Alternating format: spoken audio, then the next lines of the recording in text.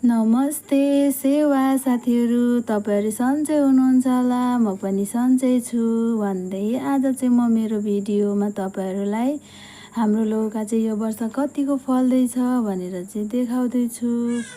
अनि तपाईँहरूलाई चाहिँ म अब सुरु गर्छु देखाउनलाई। यहाँ हेर्नुहोस् त कति राम्रो लौका फलिरहेछ। अनि हामीले मेहनत गरे अनुसार यतिको फलिदिँदा चाहिँ कति धेरै खुसी लाग्ने रहेछ है। अनि मलाई चाहिँ कति धेरै खुसी लागिरहेछ। यो बिरुवा चाहिँ हामीले 3-4 पटक रोप्नु भएको थियो आमाले, त्यही पनि उम्रिएको थिएन। तर अन्तिम पटक आमाले रोप्नु हुँदाखेरि चाहिँ यो उम्रेको थियो। मात्र एउटा बिरुवा, यसलाई चाहिँ हामीले मरी बचाएको हो र अहिले चाहिँ यतिको भएर फल्दै पनि छ। अनि यहाँ हेर्नुहोस् त कति धेरै फल्दैछ लौका। हामीले चाहिँ हाम्रो मेहनतको फल यसरी लौका फलिराख्दाखेरि पाइरहेका छौँ। आशा छ हामीले गरेको सबै मेहनतको फलहरू यसरी नै प्राप्त हुनेछ हामीलाई। अनि हामीले चाहिँ अब यो 3-4 दिन भएपछि अलिकति बढेपछि हामी चाहिँ सबैलाई बाँडेर खानेछौँ। अनि हामीले चाहिँ हाम्रो घरमा फलेको सबै चिजहरू चाहिँ सबैजनालाई हामीले चाहिँ बाँडेर खाने गरेका छौँ। यसरी बाँडेर खाँदा चाहिँ एकदमै खुसी लाग्छ मलाई चाहिँ। तपाईँहरूलाई कस्तो लाग्छ? मलाई चाहिँ खुसी लाग्छ है।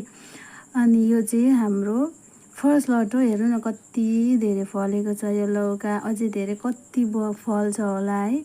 अनि आफ्नै आँगनमा फलेको, आफ्नै बारीमा फलेको यसरी टिपेर खाँदाखेरि कति खुसी लाग्छ।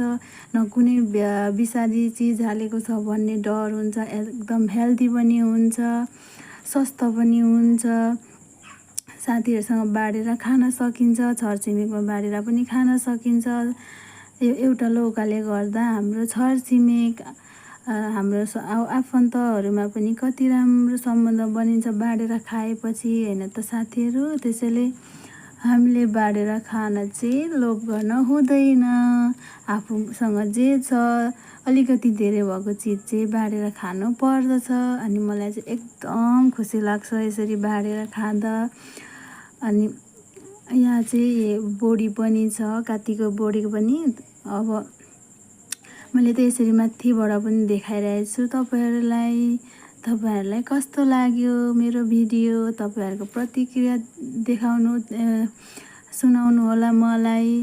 तपाईँहरू चाहिँ आफ्नो करेसा बारीमा के सब्जी लाउनु भएको छ अहिले? मैले चाहिँ यो एक साइडको बारीमा चाहिँ लौका लगाएको थिएँ, हामीले चाहिँ लगाएका थियौँ र अहिले फलिरहेको छ। अनि अर्को साइड